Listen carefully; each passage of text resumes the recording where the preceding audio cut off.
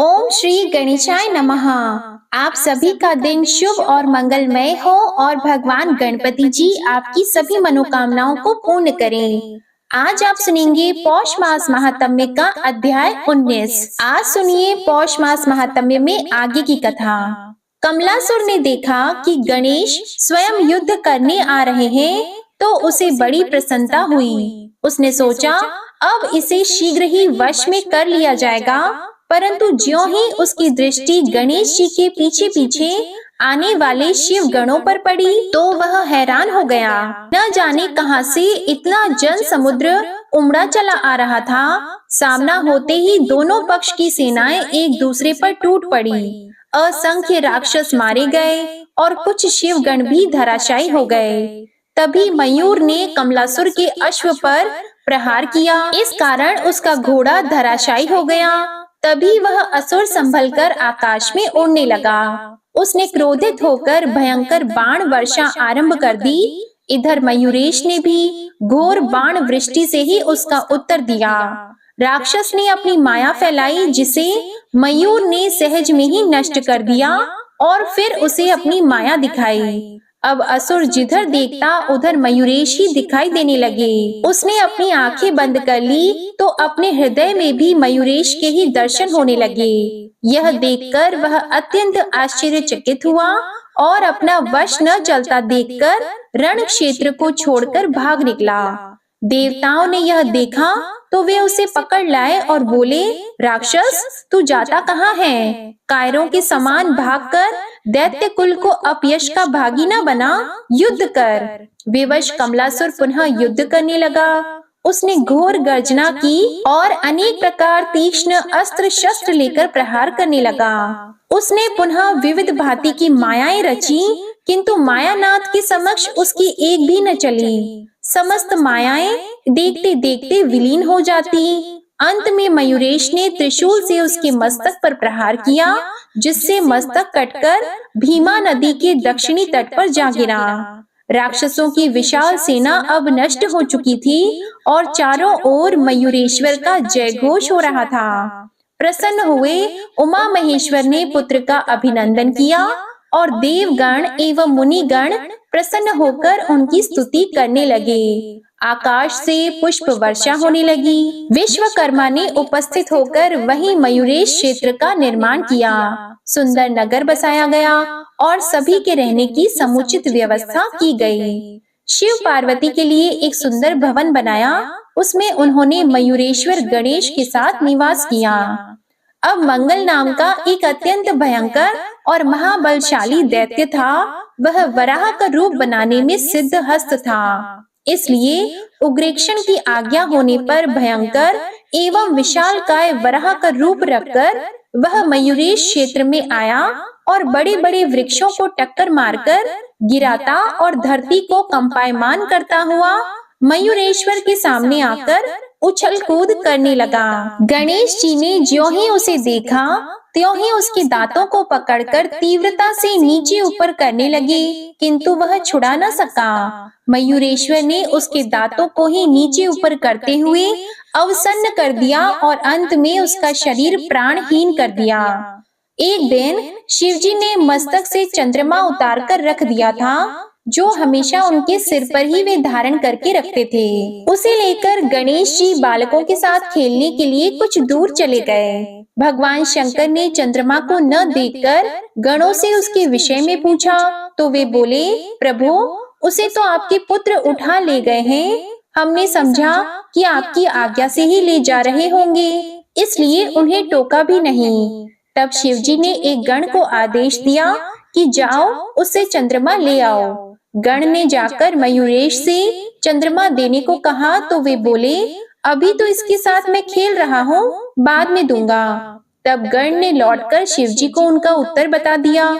तो उन्होंने कई गणों को एक साथ भेजते हुए कहा, यदि वह चंद्रमा दे दे तो ठीक है, अन्यथा यहाँ ले आओ उसे। तब शिव गणों ने गणेश जी से चंद्रमा मांगा, लेकिन उन्होंने नहीं दिया। इस पर गणों ने कहा कि आप स्वयं ही अपने पिताजी की सेवा में उपस्थित होकर यह कह दें।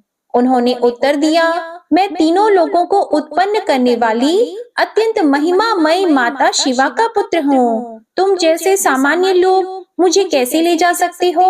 यह कहकर उन्होंने दीर्घ निश्वास छोड़ा, जिससे विवश हुए शिवगण वायु में पत्तों के समान उड़ते हुए शिव जी के सामने जाकर गिरे। उनकी दशा देखकर शिव जी को क्रोध आ गया। उन्होंने प्रमथ आदि गणों को आज्ञा दी कि जाओ गणेश को पकड़ लाओ। प्रमथ आदि गण ने आज्ञा का पालन करते हुए गणेश जी से जाकर कहा कि मयूरेश्वर, आपके पिता बुला रहे हैं, तुरंत चलिए। इस पर उन्होंने सिर हिलाते हुए मना कर दिया।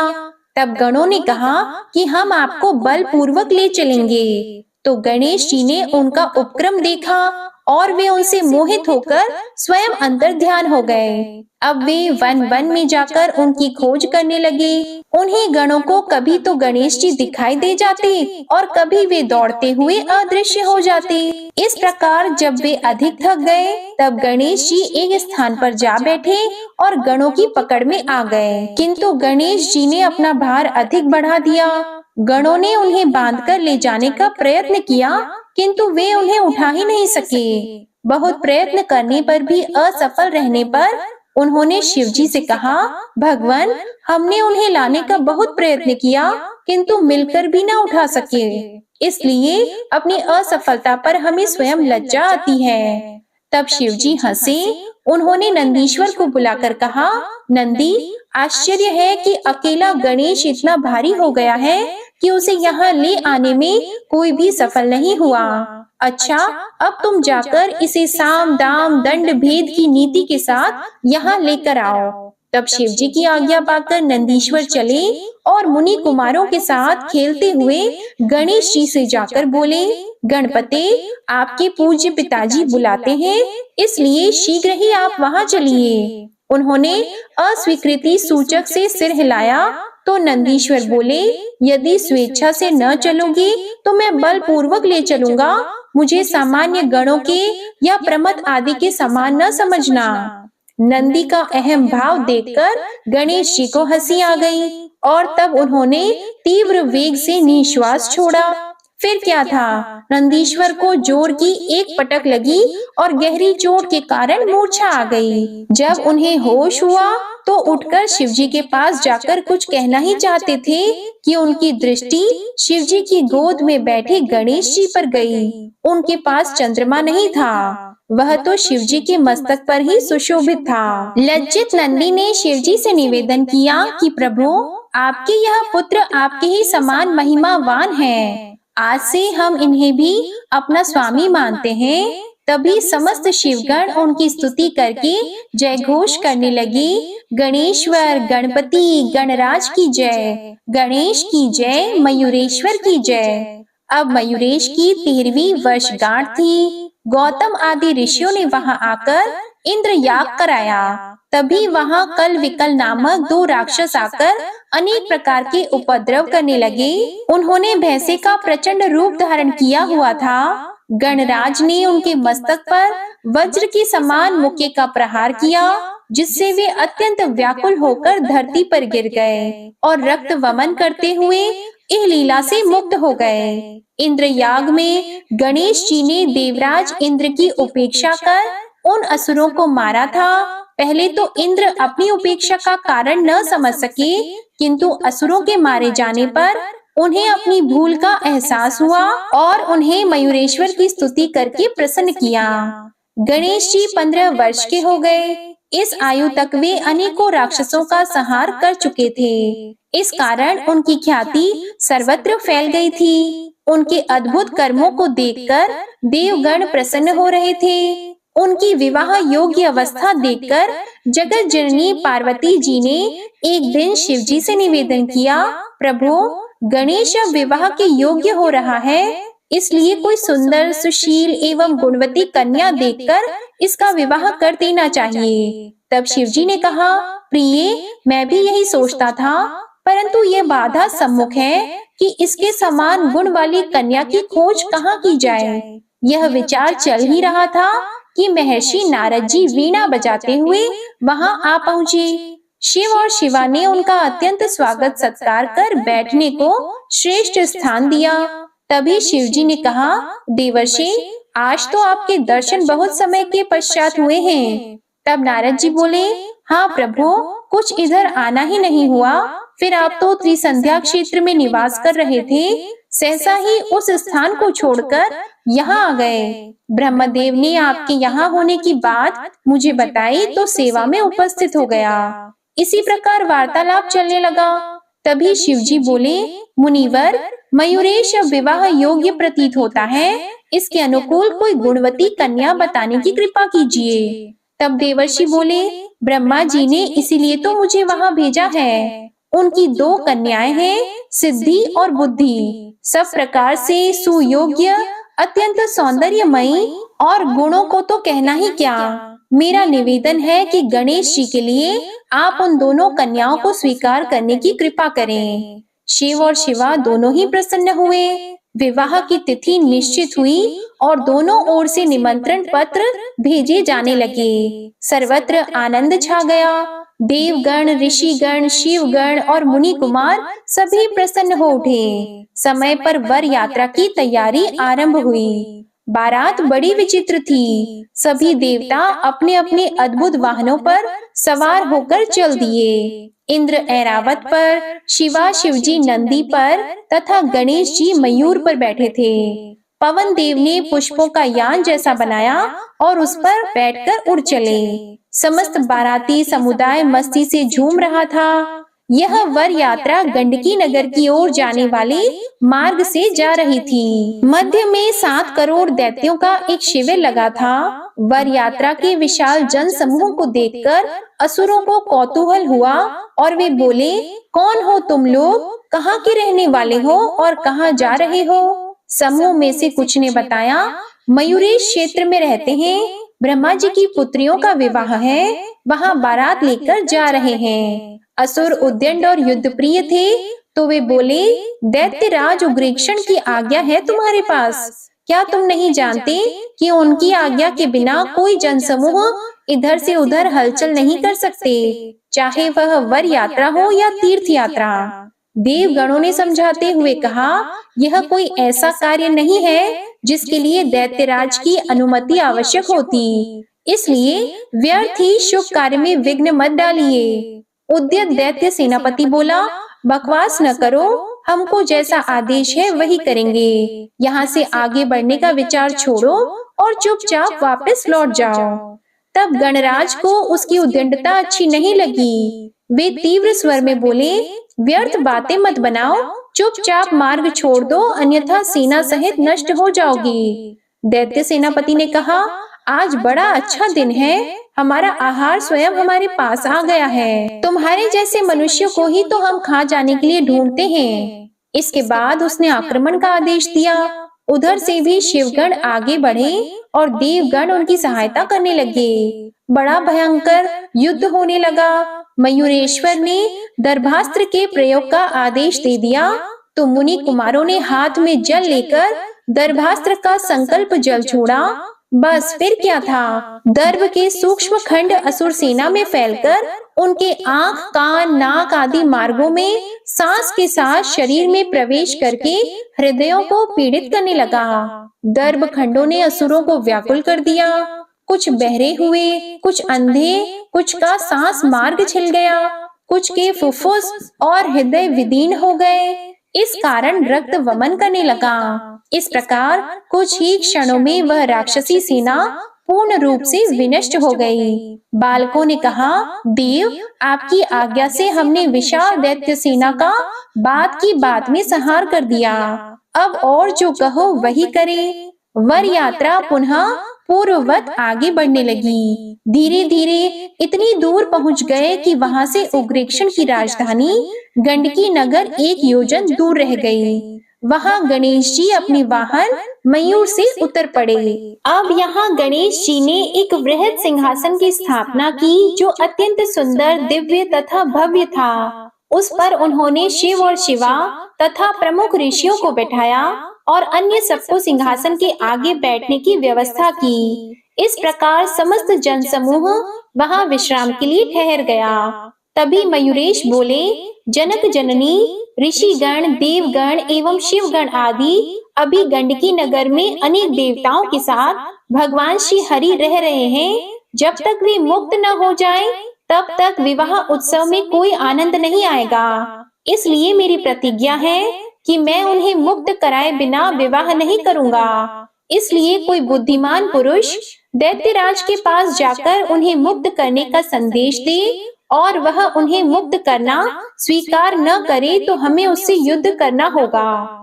ब्रह्मा जी ने साधु साधु कहकर गणेश की प्रशंसा की और पुष्पदंत को दूत बनाकर भेजने का प्रस्ताव किया।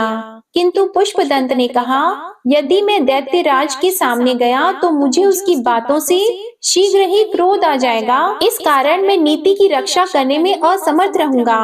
मैं तो उससे युद्ध क्षेत्र में ही मिलना चाहता हूँ, इसलिए उसके पास किसी अन्य को भेजना ही उचित होगा। उसकी बात को सुनकर विचार करने लगा कि अन्य किसको भेजा जाए। बहुत विचार करने के बाद मयूरेश ने ही समाधान किया कि मेरे विचार से तो नंदीश्वर को भेजना चाहिए। वह अत्यंत वीर, धीर, गंभीर, बुद्धिमान, पराशय को शीघ्र समझने वाला और चतुर है। इनसे अधिक उपयुक्त अन्य कोई व्यक्ति प्रतीत नहीं होता। तब शिवजी ने सहमति प्रकट की कि पुत्र, तुम्हारा चुनाव ठीक है। नंदी को विविध प्रकार के रत्न आभूषण दो। और आदेश पालन के बाद गणपति ने कहा, नंदीश्वर, वहां जाकर देवगण की मुक्ति का ही उद्देश्य ध्यान में रखें। जाइए, आपको सफलता प्राप्त हो। नंदीश्वर ने शिव और शिवा तथा गणेश्वर को प्रणाम कर वायु वेग से प्रस्थान किया और उग्रेक्षण के सभा द्वार पर द्वारपाल को अपना परिचय देकर दैत्यराज से मिलने की बात कही। द्वारपाल ने जाकर सूचना दी तो उसने उन्हें बुला लाने की आज्ञा दे दी। नंदीश्वर ने उस विशाल, भव्य एवं सुसज्जित सभा में प्रवेश किया। इसके आगे का वृतांत आप अगले अध्याय में सुनेंगे। अब आप सुनिए श्री गणेश चालीसा पाठ। जय गणपति सद्गुण सदन, कविवर बदन कृपाल, विघ्न हरण मंगल करण, जय जय जय गिरिजालाल। जय जय जय गणपति गणराजू, मंगल भरण करण शुभ काजू। जय जगबदन सदन सुखदाता, विश्व विनायक बुद्धि विधाता। वक्रतुंड शुचि शुंड सुहावना, तिलक त्रिपुंड भाल मन भावन। राजत मणि मुक्तन उर्माला, स्वर्ण मुकुट शिर नयन विशाला। पुस्तक पाणि कुठार त्रिशूलम, मोदक भोग सुगंधित फूलम। सुंदर पीतांबर तन साजित, चरण पादुका मुनि मन राजित। धनि शिव सुवन षडानन भ्राता, गौरी लालन विश्व विख्याता। रेति सेति तव चवर सुधारी, मूषक वाहन सोहत द्वारी। कहो जन्म शुभ कथा तुम्हारी, अति शुचि पावन मंगलकारी। एक समय गिरिराज कुमारी, पुत्र हेतु तप कीन्हा भारी। भयो यज्ञ जब पूर्ण अनूपा, तब पहुँचियो तुम धरि द्विज रूपा। अतिथि जान के गौरी सुखारी, बहुविधि सेवा करी तुम्हारी। अति प्रसन्न हवे तुम वर दीन्हा, मातु पुत्र हित जो तप कीन्हा। मिलहि पुत्र तुहि बुद्धि विशाला, बिना गर्भ धारण यही काला। गणनायक गुण ज्ञान निधाना, पूजित प्रथम रूप भगवाना। अस कही अंतर ध्यान रूप होवे, पालना पर बालक स्वरूप होवे। बनि शिशु रोदन जब ही तुम ठाना, लखी मुख सुख नहीं गौरी समाना। सकल मगन सुख मंगल गावही, नावते सुरन सुमन वर्षावही। शंभु उमा बहुदान लुटावही, सुर मुनि जत सुत देखन आवही। लखी अति आनंद मंगल साजा, देखन भी आए शनि राजा। निज अवगुण गुण शनि मन माही, बालक देखन चाहत नाही। गिरिजा कछु मन भेद बढ़ायो, उत्सव मोर न शनि तुहि भायो, कहत लगे शनि मन सकुचाई, का करि हो शिशु मोहि दिखाई, नहीं विश्वास उमा उर भयहु, शनि सो बालक देखन कहयौ, पद तहि शनि दृग कोण प्रकाशा, बालक सिर उड़ि गयो आकाशा, गिरिजा गिरि विकल हवि धरणी, सो दुख दशा गयो नहीं वरणी, हाहाकार मच्यो कैलाशा, शनि कीन्हो लखि सुत को नाशा, तुरत गरुड़ चढ़ी विष्णु सिधायो, काटी चक्र सो गज सिर लाई, बालक के धर ऊपर धारियो, प्राण मंत्र पढ़ि शंकर डारियो, नाम गणेश शंभु तब कीन्हे, प्रथम पूज बुद्धि निधि वर दीन्हे, बुद्धि परीक्षा जब शिव कीन्हा, पृथ्वी कर प्रदक्षिणा लीन्हा, चले षडानन भरमि भुलाई, रचि बैठ तुम बुद्धि उपाय, चरण मातु पितु के धर लीन्हे, तिनके साथ प्रदक्षिण कीन्हे, धनि गणेश कहि शिव हे हर्षि, नभते सुरन सुमन बहु बरसी, तुम्हारी महिमा बुद्धि बढ़ाई, शेष सहस मुख सके न गाई, मैं मतिहीन मलिन दुखहारी, करहु कौन विधि विनय तुम्हारी, भजत राम सुंदर प्रभु दासा, जग प्रयाग ककरा दुर्वासा, अब प्रभु दया दीना पर कीजे, अपनी शक्ति भक्ति कुछ दीजे, श्री गणेश यह चालीसा, पाठ करे कर ध्यान, नित नव मंगल ग्रह बसी, लहे जगत सम्मान, संबंध अपने सहस्त्र दश, ऋषि पंचमी दिनेश, पूर्ण चालीसा भयो, मंगल मूर्ति गणेश। श्री गणेश चालीसा समाप्त होती है। प्रेम से बोलिए भगवान श्री गणेश की जय। उम्मीद है आपको आज की कथा पसंद आई होगी। अगर पसंद आए तो वीडियो को लाइक करिएगा, शेयर करिएगा, कमेंट में भगवान श्री गणेश जी की जय लिखिएगा और चैनल को भी सब्सक्राइब करिएगा। ओम श्री गणेशाय नमः।